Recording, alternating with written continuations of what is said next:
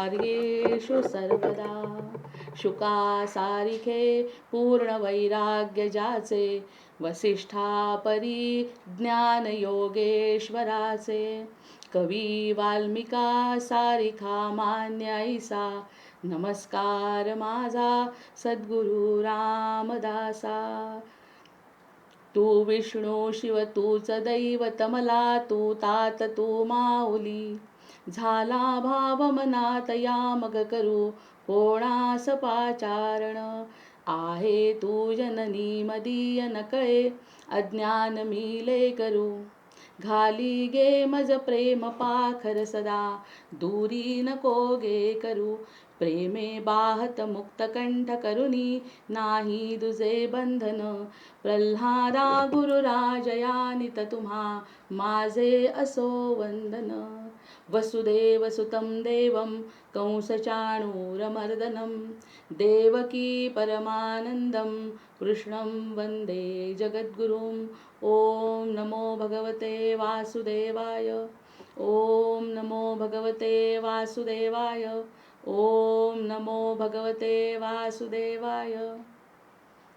आज आपण सगळ्यात महत्त्वाचा म्हणजे भागवत महापुराणातल्या चतुश्लोकी भागवताबद्दल बोलणार आहोत। त्याचं कारण थोडंसं सांगावं लागेल, त्याच्याशिवाय आपल्याला सुरुवात करता येणार नाही। महर्षी व्यासांची आता जयंती आत्ताच झाली आहे। गुरुपौर्णिमेनिमित्त आपण सगळ्यांनी त्यांना वंदन करून त्यांचे आशीर्वाद घेतलेले आहेत। तर त्यांची कथा अशी आहे की त्यांनी 18 पुराणं लिहिली।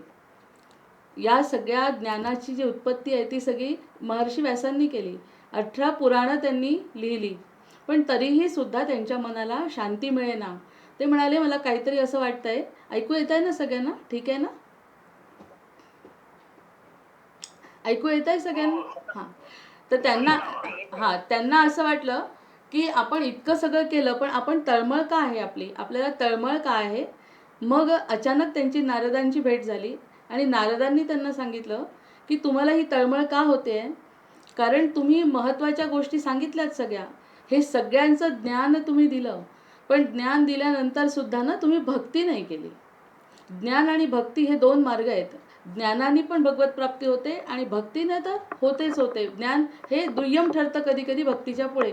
तर नारद हे अतिशय भक्त असल्यामुळे भक्तीसाठी नारदांचीच आपल्याला सगळ्यांना नाव माहिती आहे।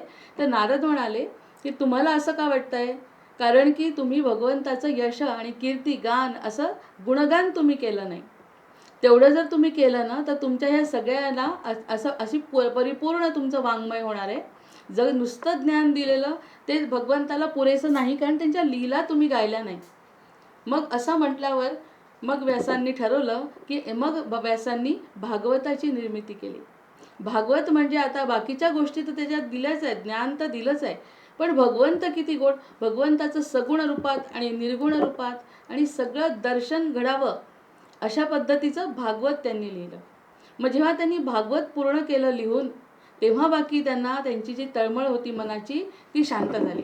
कारण त्यांना वाटलं आतापर्यंत एवढं लिखाण झालं, 18 पुराणं लिहिणं म्हणजे ही सोपी गोष्ट नाही। एक पुराण नाही, 18ही पुराणं व्यासांची, पण तरीही त्यांना शांती नव्हती। ते जेव्हा नारदांची त्यांची भेट झाली, मग तेव्हा त्यांना ते कळलं आणि मग त्यांनी भगवंताचं रूपगायन आणि कीर्तन या पद्धतीने भागवत लिहिलं आणि मग त्यांना शांती मिळाली। आता चतुश्लोकी भागवत म्हणजे काय? हा चतुश्लोकी भागवत हा भागवताचा अगदी रस आहे। ज्या 4 श्लोकांचं जरी आपण सतत उच्चार मनन चिंतन केलं तरी आपल्याला भागवताचं पुण्य लागणार आहे। हे आपल्यासाठी छोटं करून सांगते। भागवत हे 18 पुराणांचं सार आणि त्या भागवताचं सार म्हणजे चतुश्लोकी भागवत। हे जे चतुश्लोकी भागवत आहे भगवंत स्वतः बोललेले आहेत। भगवंत या ठिकाणी स्वतः सांगितलं आहे, म्हणजे असा आपल्याला अर्थ निघतो। मग हे जे श्रीमद भगवत महापुराण आहे त्याच्यातल्या द्वितीय स्कंदामधला हा 9वा अध्याय आहे। द्वितीय स्कंदामधला हा 9वा अध्याय आहे। भगवंतांनी हा ब्रह्मदेवाला सांगितला आहे। भगवंतांनी हा चतुश्लोकी भागवत हे ब्रह्मदेवाला सांगितलं आहे। आता ब्रह्मदेव कशाचा कारक आहे? ब्रह्मदेवानी सृष्टीची निर्मिती केली। या सगळ्या सृष्टीचा निर्माता ब्रह्मदेव आहे। मग त्या ब्रह्मदेवाला भगवंतांनी सांगितलेले ह्या 4 श्लोक आहेत। म्हणजे पूर्ण भगवंत सृष्टीकर्ता ब्रह्मदेव आणि सृष्टी रचयिता भगवंत यांच्यामधले हे श्लोक आहेत. आणि ते आहेत श्लोक क्रमांक 32 ते 35 या श्लोकांना चतुश्लोकी भागवत असं म्हणतात. आता ह्या सगळ्या भागवताचं सार या 4 श्लोकांमध्ये आहे.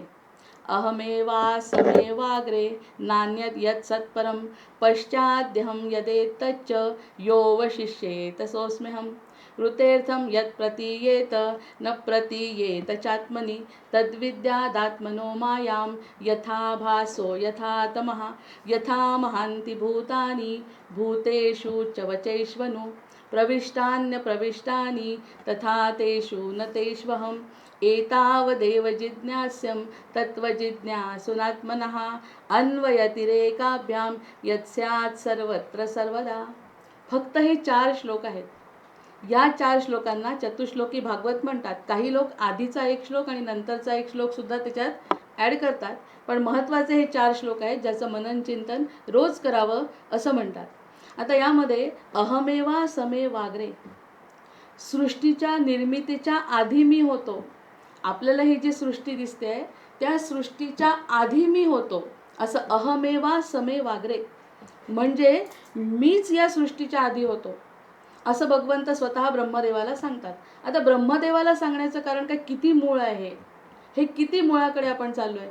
ब्रह्मदेवानी जर निर्मिती केलेली आहे तर त्याला कदाचित वाटू शकतं की ही निर्मिती माझी आहे. मग हे वाटू नये ही सुद्धा अर्थ याच्यातून निघतो. याच्यातून असा अर्थ निघतो की ब्रह्मदेवाला सांगणं म्हणजे ब्रह्मदेवाला सुद्धा अहंकार उत्पन्न होणार नाही याची पण शिकवण आपल्याला या श्लोकातून मिळते.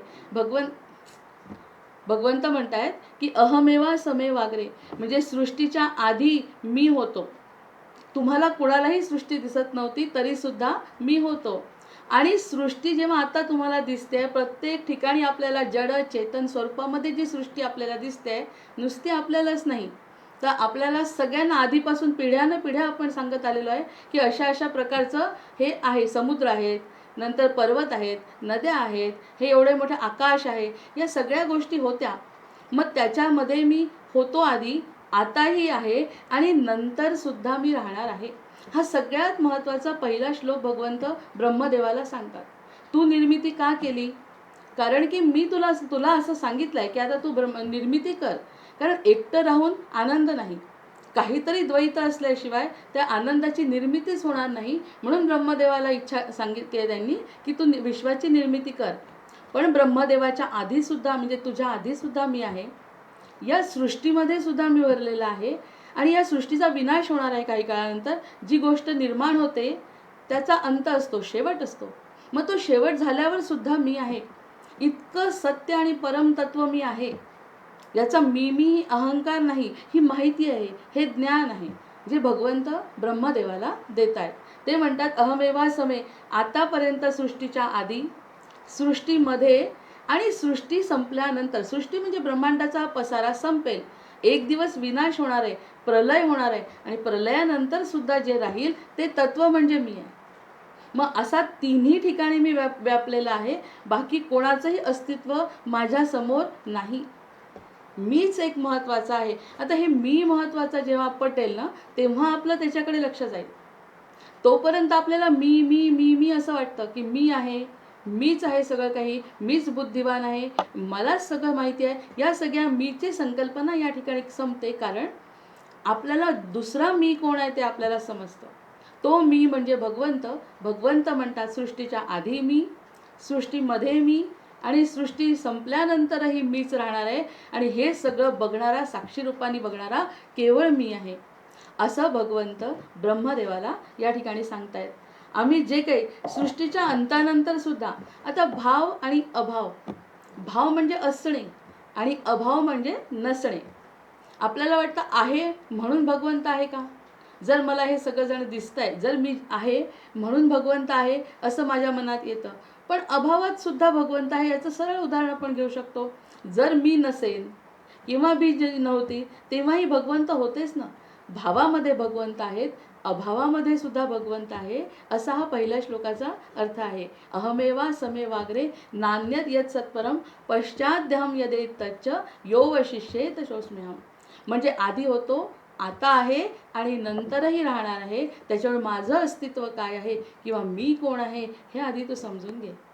आणि हे सांगत असताना त्यांनी ब्रह्मदेवाला सांगितलंय, याच्यातून सगळ्यात मोठा अर्थ आपण असा काढायचा आहे की ब्रह्मदेव रचयिता आहे सृष्टीचा. मग त्यांनी सांगितलं, त्याच्यातून आपण अर्थ असा घ्यायचा आहे की भगवंत कुणाला उपदेश करतायत आणि कुणासाठी उपदेश करतायत. हा असा पहिला अगदी वेगळा श्लोक आहे. 4 श्लोकांमध्ये अगदी वेगवेगळे अर्थ निघतात. 4 श्लोकांमध्ये त्यांना जे सांगायचं आहे ते त्याच्यावर मनन चिंतन करण्या इतकं ते स्पष्ट आहे. नंतर बघा, ऋतेर्थम यत प्रतीयेत न प्रतीयेत चात्मिनी तद्विद्यादात्मनो मायाम यथा भासो यथा तमः. आता पहिल्या श्लोकामधलं थोडंसं मनन चिंतन करा की मी होतो, मी आहे आणि राहणार आहे. पण दुसऱ्या श्लोकामध्ये म्हणतात की खरा अर्थ वगळता. आता मी तुम्हाला सांगितलं की मी सृष्टीचा रचयिता आहे, मीच पालन करता आहे, मीच विनाश करता आहे, पण हे सगळं सत्य तुम्ही बाजूला करता. हे सत्य बाजूला करता, हे अर्थ वगळता आणि जे काही वाटतं दिसतं, जे काही वाटतं माझ्या बुद्धीला, जे समोर दिसतंय, माझे आईवडील, मला तरी माझं मूळ माहिती आहे का? मला फक्त जास्तीत जास्त 3 पिढ्या आठवतील आजी आजोबांनी सांगितल्या म्हणून, त्याच्या आधीचं मला काही माहिती आहे का? मग हे माहिती नसताना सुद्धा सत्य वाटतं मी सत्य आहे. जर कोणीच टिकलं नाही तर मी सत्य कशी? मी सत्य नाही. पण जे सत्य नाही, सत्य वगळता जे वाटतं, जे सत्य नाही ते, आपला भगवंत सत्य आहे पण आपल्याला वाटतं मी सत्य आहे, माझं घर सत्य आहे, माझा पैसा सत्य आहे, माझी बुद्धी सत्य आहे आणि मी हे जे कमाई करतोय ना सगळी ती सत्य आहे. पण सत्य वगळता ह्या गोष्टी आहेत. सत्य काय आता सांगितलं पहिल्या श्लोकात भगवंतांनी, सत्य म्हणजे मी, ब्रह्मदेव सुद्धा नाही, ब्रह्मदेवाच्या पूर्वी मी होतो. मग हे सत्य काय आहे की भगवंत. पण सत्य वगळता ऋतेर्थम यत प्रतीयेत, म्हणजे सत्य वगळता जे काही वाटते आणि भासते, उमगते नाही म्हणत आहे या ठिकाणी. उमगणे म्हणजे आतमध्ये, तो 3रा श्लोक आहे. जे दिसतं आणि वाटतं, सत्य जे नाही ते वाटतं पण ते आत्म्याला पटत नाही. आत्म्याला पटत नाही याचं कारण मी सांगते की समजा छोट्या छोट्या गोष्टीत आपल्याला आनंद मिळतो, ती भगवंताची माया असल्यामुळे या सगळ्या गोष्टीत आपल्याला आनंद मिळतो. पावसात गेलो, पावसाचा आनंद मिळतो. काहीतरी चांगल्या गोष्टी खाल्ल्या तर त्याचाही आपल्याला आनंद मिळतो. पण हे सगळं करत असताना तो आनंद टिकतो का? म्हणजे आत्मा त्या ठिकाणी तृप्त होतो का आपला, हा अंतर्मुख करणारा प्रश्न आहे. आपला आत्मा जर तृप्त झाला असता तर आपण पुढे गेलोच नसतो, वाटचाल केलीच नसती. आपला आत्मा तृप्त होण्यासाठी जो आनंद पाहिजे तो हा आनंद चिरकाल टिकणारा किंवा शाश्वत आनंद या जीवनामध्ये कधीच कोणाला मिळाला नाही, जर त्यांनी सत्य जाणलं नाही तर. भगवंत म्हणतात, माझं अस्तित्व मी का सांगतो तुम्हाला? कारण मला माझं कौतुक करायचं नाही, पण माझे शिष्य तुम्ही आहात आणि माझेच तुम्ही अंश आहात, म्हणून मला तुम्हाला या गोष्टी सांगण्याची गरज वाटते की तुम्हाला खरा आनंद जर मिळायचा असेल तर सत्य काय आहे ते जाणावं लागेल ना. आणि भगवंत पहिल्या श्लोकात म्हणतात आहे, सत्य फक्त मी आहे, सत्य माझ्या व्यतिरिक्त काही नाही. तो ईश्वर भगवंत हाच फक्त सत्य आहे आणि आपल्याला ते सोडून, म्हणजे सत्य वगळता दिसणाऱ्या सगळ्या गोष्टी, आपल्या बुद्धीला पटणाऱ्या सगळ्या गोष्टी आपल्याला फक्त खऱ्या वाटतात आणि भगवंताकडे दुर्लक्ष होतं. ज्या भगवंतानी आपली निर्मिती केली, ज्या भगवंतानी आपल्याला जीवन दिलं, ते आपल्याला सत्य आहे असं वाटत नाही. मग असा खरा अर्थ वगळता जे काही वाटते किंवा भासते ती सगळी माया आहे माझीच, ती सुद्धा निर्मिती माझीच आहे. आता आपण द्वैत म्हणतो, देवी आणि म्हणजे 2 व्यक्ती आहेत ना, पुरुष आणि स्त्री. मग पुरुष म्हणजे भगवंत आणि स्त्री म्हणजे माया. आणि घरगुती वातावरणात जरी आपण विचार केला, घरगुती संसारामध्ये सुद्धा स्त्रीच्या मागेच माया आहे. स्त्री घरात आली तर त्याच्यासाठी सगळ्या गोष्टी जमवाव्या लागतात, पुरुषाला त्याच्यात एवढी आवड नसते. मग ही सगळी माया कोणती आहे? स्त्री म्हणजेच मायेचं रूप आहे. म्हणजे जे काही नाही ते भासवते या सगळ्या गोष्टी, आणि ते माझंच आहे, मी वाईट म्हणणार नाही. पण मायेवर विजय मिळवण्यासाठी सत्य काय हे जाणावं लागेल ना. जोपर्यंत तुम्ही सत्य कोण आहे, भगवंत काय आहे आणि भगवंताची माया कोणती, हे जोपर्यंत कळणार नाही ना आपल्याला, तोपर्यंत भगवंत काय आहे हे कळणार नाही, तर आनंद मिळणार नाही. कारण आनंद फक्त सत्यात आहे. हा अतिशय महत्त्वाचा श्लोक आहे, आनंद सत्यात आहे. पहिल्या श्लोकामध्ये म्हणतात भगवंत की मी होतो, मी आहे, मी राहणार आहे. हा पहिला श्लोक एकच दिवस पाठ करायचा आणि मानून घ्यायचं स्वतः की सत्य फक्त भगवंत आहे, बाकी सगळं दृश्य जगत जे आहे ते माया आहे. मायेत आनंद घ्यायचा नाही असं अजिबात भगवंत म्हणत नाही, पण नांदतो राज्यात तीर्थी कमलपत्रा सारिका. असं मला जीवन जगायचं आहे की ज्या ठिकाणी माझं कर्तव्य मला करायचं आहे, जे दिसतंय त्यात आनंदसुद्धा घ्यायचा आहे, पण ते टिकणारं नाही. मला माझा आत्मकल्याणाचा मार्ग असा काहीतरी वेगळा निवडायचा आहे, हे जेव्हा कळेल ना, तेव्हा भगवंत म्हणतात खरं सत्य, खरं आपल्याला आनंद मिळेल. जे नाही ते दाखवते ती माया, आणि जे आहे ते दिसत नाही ती सुद्धा माया. जे नाही ते दाखवत राहते, मी आहे, माझे आईवडील आहेत, माझी मुलं आहेत, हे दाखवते, हे सत्य, ही माया आहे. आणि जे आहे ते पण बघू देत नाही.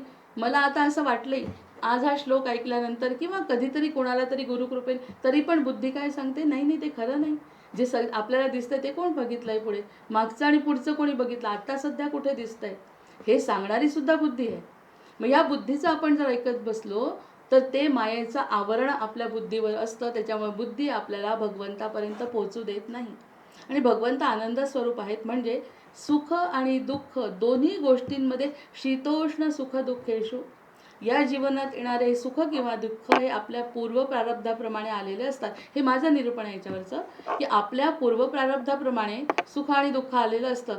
सुखामध्ये सुखी खूप व्हायचं नाही, दुःखामध्ये खूप दुःखी व्हायचं नाही. असं जेव्हा आपण स्थिर बुद्धीने राहू तेव्हा तिथे भगवंत असतो. भगवंत म्हणतो, हे सगळे सुख आणि दुःख तू साक्षी भावानी बघ.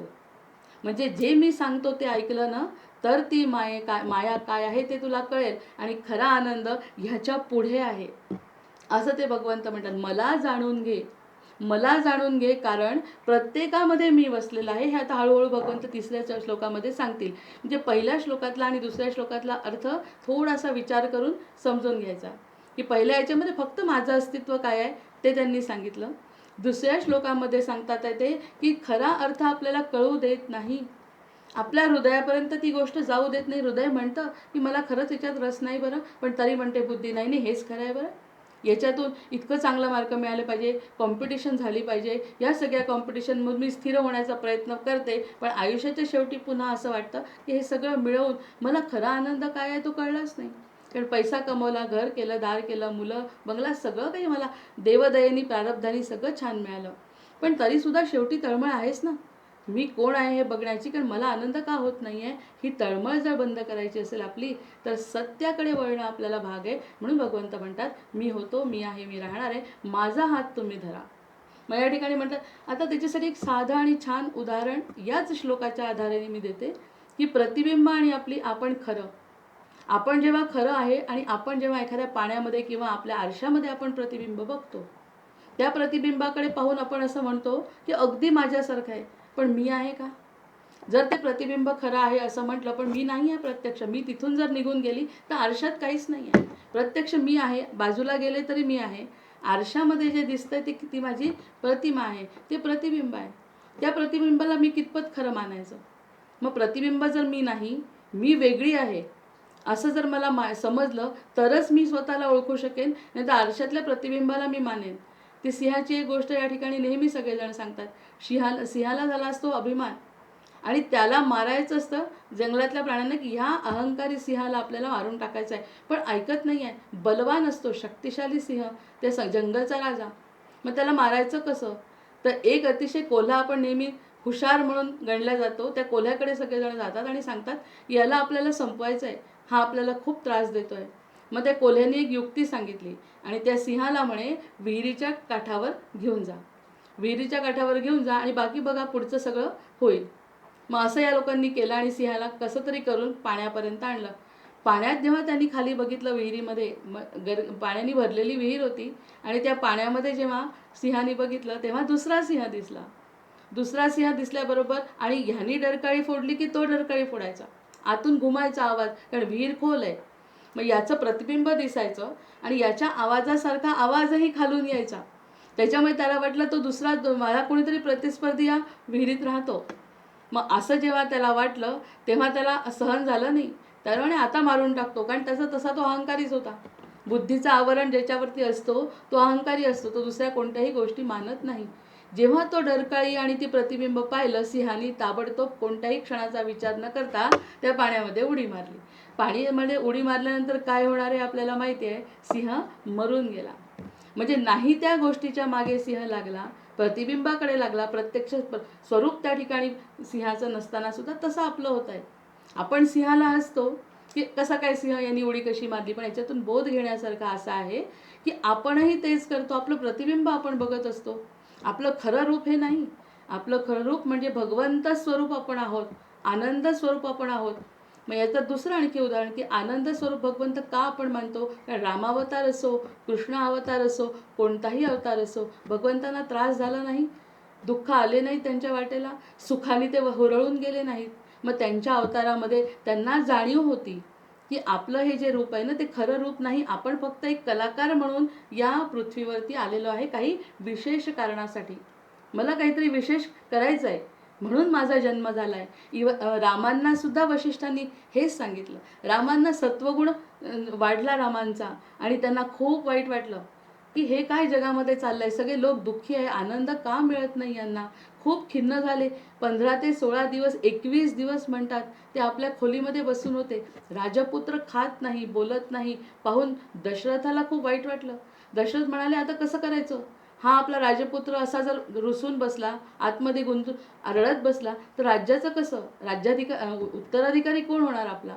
मग त्यांनी आपल्या विश्वामित्रांना बोलवलं. विश्वामित्र आले होते रामांना न्यायला, तर त्यांना ही समस्या सांगितली, राम बोलत नाही आहेत. मग विश्वामित्रांनी सांगितलं ही माझ्याही हातची गोष्ट नाही, कारण त्यांना मायेचा पगडा आता झालेला आहे. त्यांना हे जग खरं वाटतंय, याच्यातलं दुःख त्यांना खरं वाटतंय. म्हणजे आपला आनंदच फक्त नाही तर दुःखसुद्धा खोटं असतं असं सांगायचं आहे. मग त्यांनी त्यांचे जे कुलगुरू आहे ते वसिष्ठ त्यांना निमंत्रण दिलं आणि सांगितलं रामा यांना खूप मोठं कार्य करायचं आहे आणि हे तर दुःखात बसले. 15 दिवस झाले अन्नाचा कण पोटात घ्यायला तयार नाहीत, कोणाशी बोलत नाहीत, काय करावं. आणि मग वसिष्ठांनी त्यांना उपदेश केला, जो योग वसिष्ठ म्हणून प्रसिद्ध आहे. म्हणजे प्रत्येकावर मायेचा पडदा असतो हे मला सांगायचं आहे. जो त्या अवतारामध्ये येतो त्याच्यावरती मायेचा पडदा असतो. दुःखाने व्याकुळ होणे, सुखाने आनंदित होणे, या सगळ्या गोष्टी मायेच्या आहेत. माया ही भगवंताचीच आहे. म्हणून तिचा पडदा दूर सारण्यासाठी आपल्याला भगवंताचे पाय धरले तर ही माया काय आहे हे समजतं. विष्णू आणि लक्ष्मीचं रूप जेव्हा आपण बघतो क्षीरसागरामध्ये स्थिर बसलेले, पण विष्णूंच्या पायाची लक्ष्मी आहे. म्हणजे जी स्त्री आहे, जी माया आहे, तिला थोडंसं पायाशी असणं म्हणजेच भगवंताची पूजा करणं अपेक्षित आहे. जेव्हा भगवंताकडे आपण अशा पद्धतीने बघू तेव्हा सत्य काय आहे आणि असत्य काय आहे हे स्पष्ट होईल. सुख दुःख खरं नाही असं भगवंत म्हणतात. त्याच्यासाठी दुसरं आणि अंधार आणि प्रकाश. आता अंधार म्हणतो किती अंधार पडलाय, किती अंधार पडलाय, पण अंधार खरा नाही हे जर मी म्हटलं तर अंधार ही गोष्ट खरी नाही. अंधार का होतो, कारण प्रकाश नाही म्हणून. ही वृत्ती आज आपल्याला समजली पाहिजे. ही महत्त्वाची गोष्ट आपल्याला लक्षात आली पाहिजे की आपल्याला प्रकाश ज्या ठिकाणी नाही, आता लाईट जेव्हा गेले तेव्हा अंधार दिसला, तसा अंधार इथे आहेच. पण लाईट लावल्याबरोबर, प्रकाश पडल्याबरोबर अंधार नाहीसा झाला. मग अंधार नाही, प्रकाशाचंच अस्तित्व आहे हे समजायला पाहिजे. आपल्याला प्रकाश आहे हे जेव्हा समजेल तेव्हा अंधार नाही हे समजेल. म्हणजे अंधार असताना एक जरी प्रकाशाची तिळीप त्याच्यावरती पडली तरी त्या ठिकाणी अंधार राहू शकत नाही. मग आपण अंधारात राहायचं कशाला. आपल्या ज्ञानाचा प्रकाश जर त्याच्यावरती टाकला तर अंधार याला स्वरूपच नाही भगवंत म्हणतात. स्वरूप सूर्य आपल्याला वाटतो, सूर्य अस्ताला झाला, अस्ताला गेला म्हणजे सूर्य नाही का. सूर्य असतो तो आपल्याला दिसत नाही, तो दुसऱ्या बाजूला उगवतो. मग हे आता आपल्याला ज्ञानाने कळलं की सूर्य नसतो, तसंच भगवंत असतो हे आपल्याला कळलं पाहिजे. आणि हे सगळं फक्त ज्ञानाने कळणार नाही. त्यांनी 18 पुराणं लिहिले तरीसुद्धा त्यांना ते जे ज्ञान झालं नाही ते ज्ञान या 4 श्लोकांमध्ये भगवंत आपल्याला देत आहेत की अंधार नाही, फक्त प्रकाश आहे. असत्य नाही, फक्त सत्य आहे.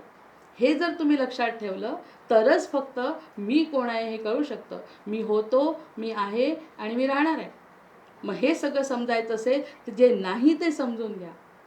जे आहे असं वाटतं पण जे नाही ते आपल्याला भासत राहतं ते काय आहे ते समजा. तुझं अस्तित्व काय आहे ते समजा. आणि इतकं व्याकुळतेने भगवंत म्हणतात आहे पुढे, तू माझा आहे हे 4थ्या श्लोकात सांगणार आहे. हे नुसतं ज्ञान जरी 2 श्लोकात आपल्याला वाटलं, पुढे भगवंत आपलं करतायत.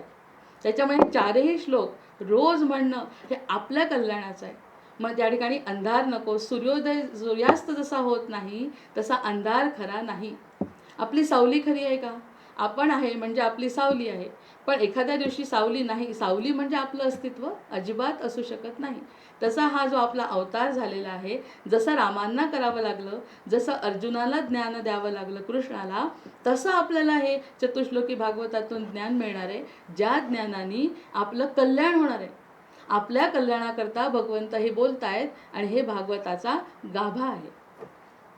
आता तिसऱ्या श्लोकामध्ये म्हणतात आहे किंवा प्रपंच जो नाही, दुसऱ्या श्लोकातलं थोडंसं राहिलं, प्रपंच जो नाही तो भासतो आणि प्रपंच देणारा जो आहे तो आपल्याला भासत नाही. म्हणून आपल्याला त्या प्रकाशाकडे बघायचं आहे. म्हणजे फक्त बुद्धीनी सकारात्मक विचार करायचे, बुद्धीनी असा विचार करायचा आहे, दुःखसुद्धा खरं नाही, सुखसुद्धा खरं नाही. आपल्याला आपलं स्वरूप आत्मस्वरूपाने स्थिर व्हायचं आहे. आणि हे सगळं विश्व कसं तयार झालं, त्याचा कोण करता आहे आणि माझा याच्याशी काय संबंध आहे, एवढा विचार करून जर केला तर या दुसऱ्या याचा अर्थ आपल्याला समजतो. म्हणजे मूळ तत्व आत्मा आहे, तो दिसत नाही म्हणून तो आपल्याला भासत नाही. मग भासवण्यासाठी काय करावं लागतं, तर या भक्ती, अशा प्रकारे श्लोकांची भक्ती करावी लागते. यथा महांती भूतानी भूतेषुच्च वचेष्वनु प्रविष्टान्न प्रविष्टानी तथा तेषु न तेष्वहम. आता तिसरा मुद्दा, दोनमध्ये कन्फ्युजन न होऊ देता पहिले दोन मुद्दे आपण सांगितले की भगवंत होते, आहे आणि राहणार आहे, हे आपल्याला मनात पक्क केलं. दुसऱ्यांदा काय म्हणतात आहे की जी माया माझी आहे ती तुला वाटते, भासते, पण ती नाही, हे लक्षात घे. फक्त सकारात्मक विचार कर, मी चांगला आहे आणि चांगल्याचा अंश आहे, हे लक्षात ठेव. आता तिसऱ्यांदा थोडी ब्रह्मांडाची उत्पत्ती कशी झाली ते सांगतायत की ब्रह्मांडाची उत्पत्ती झाली पंचमहाभूत या तत्वांनी. पंचमहाभूतांनी झालेली आहे ही पृथ्वी, जल, अग्नी, वायू आणि आकाश, या 5 तत्वांनी या ब्रह्मांडाची उत्पत्ती झाली. म्हणजे याच्या व्यतिरिक्त 6वं तत्व नाही. आणि आपल्या पूर्ण शरीरामध्ये जड असो चेतन असो, कोणतीही गोष्ट या ठिकाणी दृश्य किंवा अदृश्य कोणतीही असो, त्या ठिकाणी हे पंचमहाभूत आहेत. म्हणूनच आपण जेव्हा जातो, याचं एक साधं उदाहरण आहे, आपलं जेव्हा मरण होतं तेव्हा पंचमहाभूतांनी बनलेला हा देह आपल्याला सोडावा लागतो, कारण तो या 5 तत्वांनी बनला. हे याच्याहून पूर्ण सिद्धता काय असू शकते आपली, की आपला हा जो देह आहे, हा देह पंचमहाभूतांनी बनलेला आहे आणि हा नश्वर आहे. पण त्याच्या आत असलेलं चैतन्य जेव्हा संपतं तेव्हा देह संपतो. तोपर्यंत देह संपत नाही, त्याला जाळत नाहीत, जोपर्यंत चैतन्य आहे. मग ते चैतन्य काहीतरी वेगळं आहे आणि देह काहीतरी वेगळा आहे. आपल्या या देहाने कितीतरी वेळा जन्म घेतला आहे, हा आपला पहिला नाही 10वा, कितीतरी योनींमधून आणि कितीतरी जन्म झाले आहेत. अशी आपली साधना असते, तेव्हा पापपुण्य सारखे होतात, तेव्हा मनुष्याचा जन्म होतो.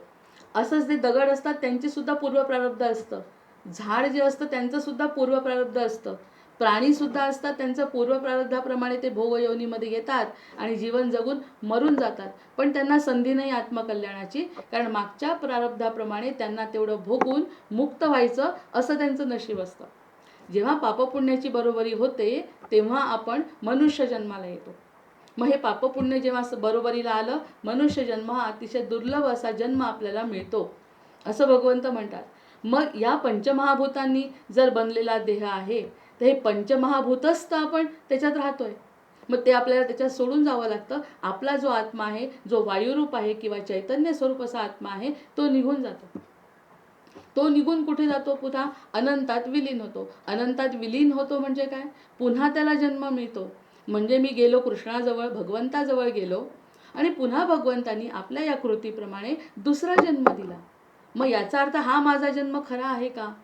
योग वैशिष्ट्यांमध्ये 18 जन्माची कथा सांगितली आहे त्यांना, की या एका कर्कटी राक्षसीची कथा सांगितली. कितीतरी वेळा चुका करते ती, पण त्या चुका करत करत करत करत तिला पुन्हा समजावून सांगतात आणि तिला 18 ते कृपेने तिला समजावून सांगतात की इतके 18 जन्म तू फिरते आहे, तेव्हा कुठे आता तुला हा जन्म मिळाला आहे. मग आपल्याला हे जो भास आहे, आपलं हे जे प्रतिबिंब आहे, दिसतंय 100 वर्षाचं शरीर, पण हे प्रतिबिंब आहे, आपल्या आत्म्याचं ते प्रतिबिंब आहे, जो आत्मा भगवंताचा आहे, भगवंतातून निघालेला आहे. मग या पंचमहाभूतांनी बनलेल्या देहाला आपल्याला सोडायचं आहे आणि याच्यातून जे चैतन्य स्वरूप परमात्मा निघून जातो, तो आत्मा निघून जातो, तो परमात्म्यामध्ये विलीन होतो. मग याच्या विरुद्ध विचार करू आपण की जो विलीन होतो निघून जातो त्याच्यापेक्षा जो आहे तो माना ना, की मी आहे म्हणजे चैतन्य आहे, म्हणजे भगवंत आपल्या आत आहेत. भगवंत जर आत नसते चैतन्य स्वरूपामध्ये तर माझ्या या शरीराला काय किंमत आहे? मग त्या ठिकाणी भगवंत हृदयस्थ आहे म्हणत राहायचं आहे. मग तेव्हा समजतं या देहाचा त्याच्याशी फक्त वेष्टन आहे. या वेष्टनामधून जास्तीत जास्त आपण एखाद्या झाडाचं जरी उदाहरण घेतलं तर झाडसुद्धा कशासाठी जन्माला आलं हे त्याला समजतं. आपण जर डोळे उघडून बघितलं तर पण आपल्याला समजत नाही. आपल्या स्वतःचं आयुष्य आपल्याला समजत नाही. झाड अगदी मोठं होतं आणि सावली देतं, फळं देतं आणि आपल्या स्वतःला ते काहीच मागत नाही. स्वतःचा उदरनिर्वाह स्वतः करतं आणि कुणावरही अवलंबून न राहता परोपकार करून झाड संपून जातं. पुन्हा पंचमहाभूतामध्ये ते विलीन होतं. प्राणीसुद्धा तसेच आहे. त्यांचं त्यांचं कार्य करतात आणि ते त्यांच्या प्रारब्धाप्रमाणे भोगतात आणि निघून जातात. कारण त्यांना तेवढंच ठरवलं आहे. त्यांना आत्मकल्याणाचा मार्ग नाही. कारण त्यांचं प्रारब्ध फक्त हा जन्म घेण्याचा होता आणि मरून जाण्याचा होता. पण आपल्याला काहीतरी वेगळं मिळालं आहे.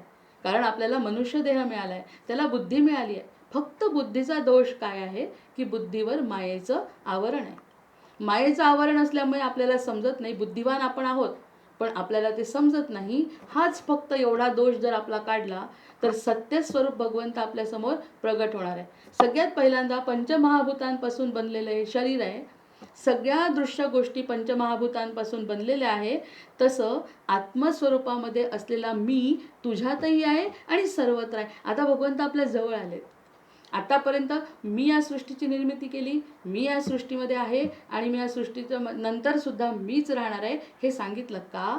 कारण की त्यांना आपल्याला स्वतःच्या जवळ ओढायचं होतं. मी म्हणजे तू काही वेगळा नाही.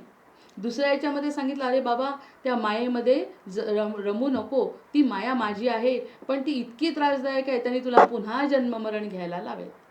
तुला जन्ममरणातून जर या दुःखातून सुख दुःख हे जर तुम्हाला संपवायचं असेल आणि आनंद स्वरूपामध्ये जर तुला राहायचं असेल तर या सगळ्या गोष्टींचा तू वेगळ्या पद्धतीने विचार कर. असं दुसऱ्या श्लोकात सांगितलं. जे वाटते ती माया, जी भासते ती माया, जे दिसतं ते माया आणि जे दिसत नाही तो भगवंत. मग असा या पंचमहाभूतात बनलेला जो देह आहे त्याच्यामध्ये जो राहतो तो फक्त मी खरा आहे, बाकी सगळं खोटं आहे. बुद्धीने मी समजा माझी बुद्धी संपली आणि मी ब्रेन डेड झाले तरीसुद्धा मला डॉक्टर सांगतात की तुम्ही मेलेल्या नाही, गेलेल्या नाही. याचं कारण काय? बाकी शरीर चालू आहे, बुद्धी माझी बंद पडली पण माझं शरीर चालू आहे. ब्रेन डेड असून सुद्धा आय एम नॉट डेड. पण जर त्याच क्षणी माझं एक क्षणासाठी जरी माझा हृदयाचा ठोका चुकला तर बाकी डॉक्टर ताबडतोब सांगतात की शी इज डेड. मग ह्या गोष्टीला किती महत्त्व द्यायला पाहिजे आपण? हृदयाला महत्त्व द्यायचं का बुद्धीला द्यायचं? म्हणजे परमकल्याणासाठी जीवन जगत असताना बुद्धीचा उपयोग करून घ्यायचा, त्यांनी आपलं कल्याण करून घ्यायचं. पण परमकल्याण त्यांनी होत नाही कारण बुद्धीवर किती अवलंबून राहायचं? बुद्धी ही माईक आहे. बुद्धी ही या पंचमहाभूत तत्वापासून बनलेली आहे जिला इथे सोडावं लागणार आहे. बुद्धीचा नाश होणार आहे आणि हृदयातील आतलं जे तत्व आहे ते तत्व म्हणजे खरं तत्व आहे. मग या आत्मस्वरूपात मी तुझ्याजवळ आहे आणि जसा तुझ्याजवळ आहे तसाच मग या जड चेतन जगामध्ये मी राहतो. मग आता आपल्याला ब्रह्मांडाचं स्वरूप कळतं की सगळीकडे भगवंत आहे. मग झाडांनी जरी जन्म घेतला, नदीचा जरी जन्म झाला तरीसुद्धा ते सगळं तिचं कार्य करण्यासाठी ती जन्म झाला आहे आणि ती त्याच्यानंतर त्याच्यामध्ये विलीन होते. जशी नदी सागरामध्ये विलीन होते तसा आपला परमात्म्यामध्ये विलीन व्हायला पाहिजे. आणि त्यासाठी भगवंत सांगतायत की मीच होतो, मीच आहे, मीच राहणार आहे आणि मीच तुझ्यात आहे. हे अतिशय महत्त्वाची गोष्ट ते सांगतायत. माझं दुरून नाही करायचं आहे मला की ते वरती भगवंत आहेत आकाशामध्ये आणि त्यांना नमस्कार करायचा आहे आणि ते माझे होतील. असं अजिबात नाही. तुझ्यामध्ये मी आहे, तुझ्यातल्या मीला ओळख. जसा मी तुझ्यामध्ये आहे तसा पूर्ण जगामध्ये व्यापून होतो आहे आणि राहणार आहे. आता या 3 श्लोकांमध्ये खरंच सगळ्या वेगळ्या आहे, लिहून काढायला पाहिजे. पहिला श्लोक काय म्हणतात, दुसरा श्लोक काय म्हणतात, तिसरा श्लोक कसे जवळ येत आहेत बघा.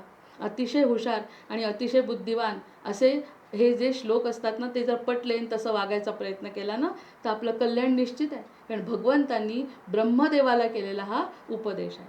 आता चौथा, तिसऱ्यापर्यंत सगळ्यांना कळलं असेल असं वाटतंय. आपल्याला एकच दिवस मिळाल्यामुळे मी 4 सांगते, तर एकावरच आपण 1-1 तास बोलू शकतो. मग उदाहरणांसकट सांगते की त्यांचं अस्तित्व काय, जे भासतं ते नाही हा दुसरा श्लोक, आणि तिसरा श्लोक म्हणजे पंचमहाभूतांनी बनलेला देह आपल्याला इथेच सोडायचा आहे. त्याच्यातून निघालेला जो आत्मा आहे तो आत्मा आपल्याला आपल्या कर्माप्रमाणे दुसरा जन्म देतो. मग ह्या जन्माला किती महत्त्व द्यायचं, पण त्या जन्माला मिळाला आहे त्याचा उपयोग कसा करून घ्यायचा. महत्त्व द्यायचं नाही असं नाही की शरीर असल्याशिवाय आत्मा काही करू शकत नाही. मग त्याच्यामुळे त्या आत्म्याला उपदेश केला आहे की आत्म्याचं जे सांगतोय ना, हृदयापासून जे सांगतं ते ऐका, बाकी बुद्धीचं ऐकू नका जास्त. जर बुद्धीचं ऐकलं तर आपला नाश होऊ शकतो. जसा त्या सिंहाचा विहिरीमध्ये तो त्यांनी जीव दिला स्वतःचा, तसा आपला नाश होतो, कारण प्रतिबिंब आणि अंधकार आपल्याला खरे वाटतात. आणि हा दोष नाही, याच्यावरती विजय मिळवायचा आहे म्हणून आपल्याला ती माया दिली. कारण दुःख असल्याशिवाय सुखाची किंमत माणसाला कळत नाही. मग माया का निर्माण केली असं म्हटलं तर मायेच्या शिवाय भगवंत भेटतच नाही. रामांना सुद्धा जर तो उपदेश करावा लागला तर मग त्यांचेच वंशज आपण आहोत, त्यांचाच अवतार आपण आहोत, त्यांचाच अंश आहेत. मग आपल्याला या सगळ्या गोष्टींचा विचार करणं आवश्यक आहे, तेव्हा आपलं परमकल्याण होईल. मग वनवासाला जाताना रामांना त्रास झाला नाही. का त्रास झाला नाही, कारण त्यांना सगळं समजावून सांगितलं होतं वशिष्ठ ऋषांनी की हे सगळं अवतार कार्य आहे, ते तुला करावं लागणार आहे, तू वेगळा आहे, तू माझा अंश आहे. म्हणजे वनवासात गेले, आपल्यासारख्यांना उद्या राज्याभिषेक होणार आहे आणि आज आपल्याला वनवासात जायला कळतंय तर आपल्याला किती प्रचंड दुःख होईल. मग त्या दुःखामध्ये आपण होरपळून जाऊ. मग आलेलं दुःख रामांपेक्षा जास्त आहे का? मग ह्या अशा प्रकारचे दुःख अर्जुनाला सुद्धा समोर आपले लोक दिसतात, ही माया आहे. ते म्हणतात भगवंत की मी त्यांना आधीच मारलेलं आहे, फक्त तुला शस्त्र उचलायचं आहे. तुझं कार्य काय आहे, तुला फक्त शस्त्र उचलायचं आहे, कारण त्यांचं जे काय करायचं आहे प्रारब्धानी ते मी केलेलं आहे. हे आता पटतं जेव्हा भगवंताचं अस्तित्व कळतं. पण आतापर्यंत कितीही सांगितलं तरी ह्या गोष्टी पटणार नाही. चतुश्लोकी भागवतामध्ये त्या गोष्टी अगदी स्पष्ट करून सांगितल्या आहेत थोडक्यामध्ये. नंतर बघा, एतावदेव जिज्ञास्यम तत्वजिज्ञासूनात्मनः अन्वयतिरेकाभ्याम यत्स्यात् सर्वत्र सर्वदा. आता या ठिकाणी म्हणतात आत्मतत्व. आता हे सगळं तुम्हाला सांगितलं, पण काय उपयोग आहे चौथा श्लोक जर वाचला नाही तर? हे सगळं कळलं, भगवंत सत्य आहेत कळलं, तरी सुद्धा हे आत्मतत्व जाणण्याची इच्छा तर पाहिजे. त्याला सुद्धा वर्षानुवर्ष निघून जातात. ऐकल्यानंतर सुद्धा वर्षानुवर्ष निघून जातात तरी आपल्याला त्याकडे वळायची इच्छा होत नाही. कारण कष्ट कसा होतोय की मनाला ताण होतोय. मनावर विजय मिळवणं इतकं सोपं नाही. माझं मन जे सांगतं ते मला ऐकायचं नाही, हे मानणंच तर कठीण आहे. माझं मन मला सगळं खरं सांगतं असा आपला विश्वास आहे आपल्या मनावर. मग दासबोधामध्ये मनावर नियंत्रण ठेवायला काय सांगितलंय? त्यांची सुद्धा हीच परंपरा आहे. आधी मनाचे श्लोक, नंतर दासबोध, त्याच्यानंतर आत्माराम आणि मग करुणाष्टक. ह्या सगळ्या तशाच प्रकारे हे 4 श्लोक आहेत की पहिल्यांदाच समजावून सांगितलं, पण आपलं मन मानत नाही. आता मी सांगितलं, आता ज्यांची कृपा असते किंवा ज्यांना जाणवतं त्यांना ते पटकन क्लिक होतं की नाही हे गोष्ट खरी आहे. मग ते म्हणतात की हे आत्मतत्व जाणण्याची इच्छा असणाऱ्यांना मुमुक्षु म्हणतात, भक्त म्हणतात. आतापर्यंत कितीतरी वेळा आपण गोष्टी ऐकतो. मी स्वतःचंच उदाहरण देते. कितीतरी वेळा सगळेजण कानी कपाळी ओरडत असतात की हे खरं नाही, हे खरं नाही. पण आपल्याला वाटतं का आपली बुद्धी आहे, आपला पैसा आहे, आपली मुलं आहेत आणि काही खरं नाही. कुठे दिसतोय भगवंत? भगवंत काही समोर चतुर्भुज रूपात आपल्या समोर येतो का? हे मानण्याची माझी इच्छा नसते ना. मग इथे खरं ज्ञान आहे. मग असं आत्मतत्व, माझं तत्व काय आहे हे जर मला आज सांगितलं, अरे माझ्यामध्ये भगवंत आहे, माझ्यामध्ये भगवंत आहे, हे मला पटलं पाहिजे. आणि त्याच्या साक्षीने आपलं कार्य झालं पाहिजे. कोणतंही कार्य करणार आहे आपण त्याच्या साक्षीने करायचं आहे की तो म्हणेल तसं. सुख आलं तरी त्याच्यामुळे आलं, दुःख आलं तरी त्याच्यामुळे आलं. हा माझा फक्त अवतार आहे. हा माझा फक्त काही क्षणासाठी घेतलेला, जे 80-90-100 वर्ष आयुष्य मिळतं तेवढा मिळालेला हा माझा अवतार आहे. मी खरा नाही, हे माझं प्रतिबिंब आहे. माझ्या अंतरस्थ हृदयामध्ये जो परमात्मा आहे त्यांनी फक्त काही काळासाठी हा जन्म, हा देह घेतलेला आहे. पुढच्या जन्मी काय होईल आणि मागे मी काय होतो माहिती नाही. पण मनुष्य जन्म मिळाला आहे म्हणजे माझं कल्याण, म्हणजे पाप आणि पुण्य समान झालं आहे म्हणून मला मनुष्य जन्म मिळाला आहे. आणि मनुष्य जन्म मिळाल्यानंतर जर सद्गुरु कृपा झाली तर आत्मकल्याण होऊ शकतं. मग ते म्हणतात आत्मतत्व जाणण्याची इच्छा होणं हे जगातलं एकमेव ज्ञान आहे. बाकी सगळे ज्ञान त्याच्या पुढे कल्याण करणारे आहेत. फक्त हे आत्मकल्याणाचं ज्ञान या चतुश्लोकी भागवतामध्ये भगवंत आपल्या ब्रह्मदेवांना सांगतायत की तू शांत निश्चल राहतो, मग तू करतो काय? करतो मीच ना. तू जरी निर्मिती केली तरी फुंकर कोणी मारली आहे? मी मारली आहे. मग ह्या सगळ्या गोष्टी लक्षात ठेवायच्या. आत्मतत्व जाणण्याची इच्छा, ह्याच्यावरती 4थ्या श्लोकावरती 2 दिवस बोलतील वक्ते की जाणण्याची इच्छा तर व्हायला पाहिजे. मग गुरूंचं महात्म्य त्या ठिकाणी येतं. मग पूर्वपुण्याई येते, पूर्व प्रारब्ध येतं. या सगळ्या पूर्व प्रारब्धांनी, पूर्वपुण्यानी दिसलेल्या गोष्टी नाहीत आणि नाहीत त्या गोष्टी आहेत हे पटतं, तेव्हा आपला आत्मा खरंच खुश होतो. हा स्वानुभव आहे. म्हणजे कमीत कमी 8 ते 10 वर्षांपासून स्थिरता आहे बुद्धीमध्ये, हेही खूप मोठं भाग्य आहे. परमभाग्य हे आहे की आपण आपल्या बुद्धीमध्ये स्थिर होणं, मनाला त्या ठिकाणी वळवणं. 4थ्या श्लोकामध्ये म्हणतात एतावदेव जिज्ञास्यम. ही जिज्ञासा निर्माण झाली पाहिजे. ती जिज्ञासा निर्माण झाल्यावर त्या ठिकाणी आपण स्थिर राहिलो पाहिजे आणि मग जाणता येतं. आणि हे सगळं जाणण्याची इच्छा कोणामुळे होते? फक्त सद्गुरूंमुळे होते. मग सद्गुरूंना शरण गेलं, सद्गुरूंचे पाय धरले की मग मला हे जाणता येतं. मला समजतं की अन्वय म्हणजे सृष्टी काय आणि व्यतिरेक म्हणजे प्रलय काय. अन्वय म्हणजे सृष्टी, ही जी सृष्टी हा अन्वय आहे. आणि अन्वय प्रतिरेकाभ्यान म्हणजे व्यतिरिक्त म्हणजे प्रलय. याचं प्रलय होणार आहे. प्रलय म्हणजे माझा हा जो देह आहे तो संपणार आहे. आणि अन्वय म्हणजे सृष्टी, मी सध्या आहे आणि नंतर जाणार आहे. ह्या गोष्टी मला कळतील केव्हा? आणि तरीही मी आहेच, तरीही मी होतो. माझा आधीचा जन्म होता आणि हा जो जन्म मी घेतला तो भगवंताचाच अंश म्हणून घेतला आहे. जरी मी दगड होतो तरी पण मी दगडाचं कार्य पूर्ण करीन आणि निघून जाईल. जरी मी झाड होतो तरी झाडाने परोपकार करून तो निघून गेला, तो मरून गेला. पक्षी होतो तरी सुद्धा त्यांनी त्यांचं कार्य केलं, ते निघून गेलो. असे कितीतरी योनी मी घेतले. मग माझा देह जरी गेला, ही जिज्ञासा का निर्माण झाली? देहाची आसक्ती आता राहिली नाही. या देहातच मी आहे हे मला आता वाटणार नाही. मग मी काय म्हणेन? अन्वय म्हणजे सृष्टी आणि व्यतिरेक म्हणजे प्रलय. प्रलय होणार आहे, प्रलय होणार आहे म्हणजे याचा नाश होणार आहे. आणि आहे म्हणजे सृष्टी आहे म्हणजे मी आहे हे दिसतंय मायेनी. मग या सगळ्या गोष्टींचं मी कोण, यातला मी कोण आहे हे मला आता समजायला कोण कारणीभूत होईल, ही जिज्ञासा का मला निर्माण होईल? तर ती गुरुकृपा असेल. ती गुरुकृपा असेल तर मी कोण, खरा कोण आहे हे मला समजेल. मग आत्मकल्याण आहे. हे जे आत्मकल्याण माझं कशा, आणि आत्मकल्याणाच्या शिवाय आपला काय हेतू आहे जीवनाचा? आपल्याला आनंद स्वरूप आहोत, आपल्याला आनंद मिळावा वाटतो. पण आनंद सुख सुख म्हणत आहे, दुःख ठाकोनी आले. आपण आनंदाकडे जातो आणि पुन्हा दुःख येतं. कारण संसारामध्ये सुख दुःख हे सारखे चालूच असतात. पण हे सगळं मला आत्मकल्याणाचा मार्ग मिळाला आणि खरा आनंद जर मिळाला तर मी हा खरा नाही, मी आतला खरा आहे, जो माझ्याकडे सतत साक्षीभावाने बघत असतो. ह्या कर्मामध्ये जे तत्व होतं आहे आणि राहणार आहे तो म्हणजे भगवंत आहे. माझ्या सगट जे होतं, मीच होतो, मीच आहे, मीच राहणार आहे. म्हणजे भगवंतानी मला त्याचं तत्व बहाल केलं आहे. आलं लक्षात? 4थ्या याच्यात काय म्हटलं आहे? आधी पहिल्या याच्यात याच्यावरती जास्त चिंतन करा घरी सगळ्यांनीच, की पहिल्यांदा त्यांनी म्हटलं आहे मी होतो, मी आहे आणि मी राहणार आहे. आणि आता म्हणतात तुझ्यामध्ये आता जो वसलेला आहे मी, तो होतो, आहे आणि राहणार आहे मी सुद्धा.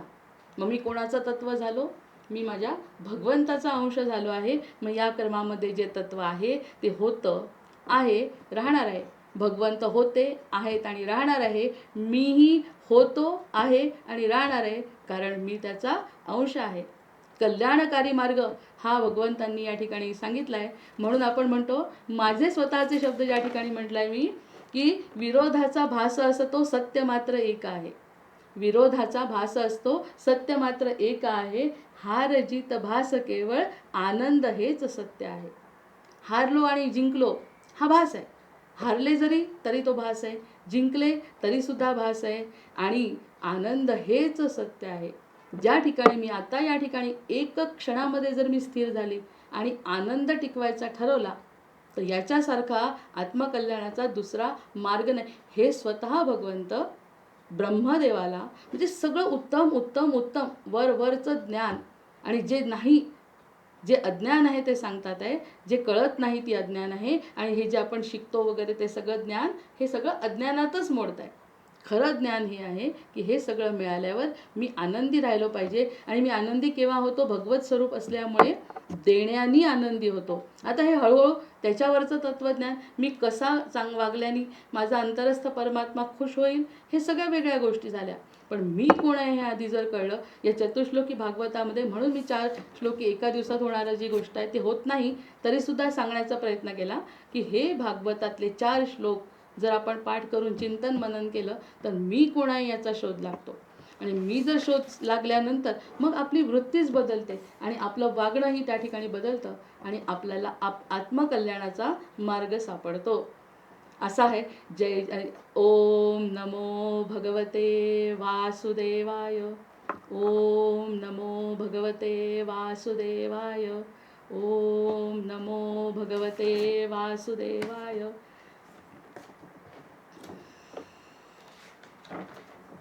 नमस्कार.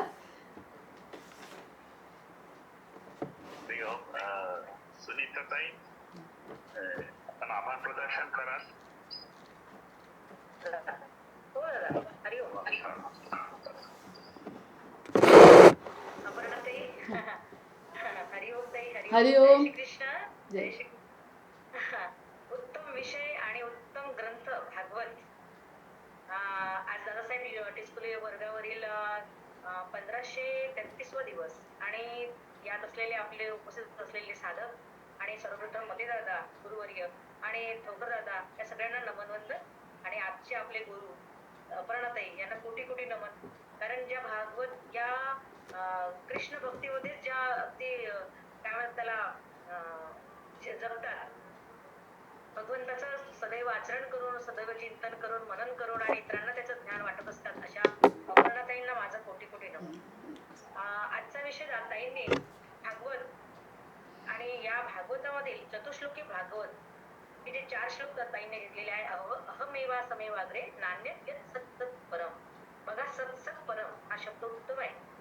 आणि भागवतातील पहिला श्लोक जर दिला असेल तर सच्चिदानंद रूपाय विश्वोत्पत्त्यादि हेतवे तापत्रय विनाशाय श्रीकृष्णाय वयम नमः असं म्हटलेलं आहे पहिला श्लोक. आणि नंतर मग त्याची जसं ताईने सांगितलं की भगवंताने ब्रह्मदेवाने केलेले जे उपदेश आहे ते ताईंनी आपल्या समोर मांडलेले आहे.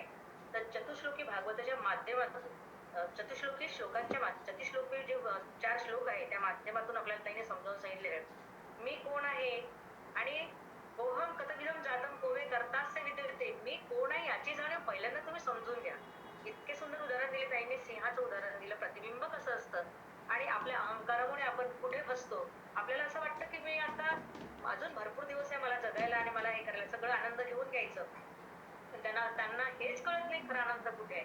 ताईने किती उत्तमरित्या समजावून सांगितलं आनंद कशात आहे आणि शेवट कशात आहे. आनंद स्वरूप भगवंताच्या चरणी जर आपण लीन झालो तर प्रत्यक्षात आपण भगवंताच्या चरणी जाणार आणि भगवंताच्या जवळ जाणार, आणि भगवंत आपल्याला आपल्या जवळ आपल्या कुशीत घेणार. हे ताईंना त्याच्या माध्यमातून सांगायचं होतं. इतकं सुंदर ताईंनी, म्हणजे मूळ तत्व काय आहे, आपण कोण आहोत आणि कशासाठी आलो आणि काय करत आहोत याची जाणीव प्रत्येकाने आपापल्या अभ्यासाच्या माध्यमातून किंवा गुरूंच्या सानिध्याच्या माध्यमातून किंवा प्रवचनाच्या माध्यमातून आपण जर आपल्या स्वतःला ओळखलं तर नक्कीच आपलं कल्याण होईल. ते संत सांगत असतात, संतांच्या कल्याणात जगाच्या कल्याणा संतांच्या विभूती देह कष्टविधी परोपकारी. ताईने कष्ट करून इतकं सुंदर आपल्याला समजावून सांगितलं. असले संत असतात, असे निरूपणकार असतात, असे प्रवचनकार असतात, कारण त्याच्यात अभ्यास करून ते आपल्याला समजावून सांगत असतात. तसं ताईने ताईने आपल्याला उत्तमरित्या आपली ओळख करून दिलेली आहे. ओळख करून दिलेली आहे मला, कारण मी कोण आहे याची ओळख करून देणार आहे. फार कमी. खूप ग्रंथ वाचून आपण आपलं सगळं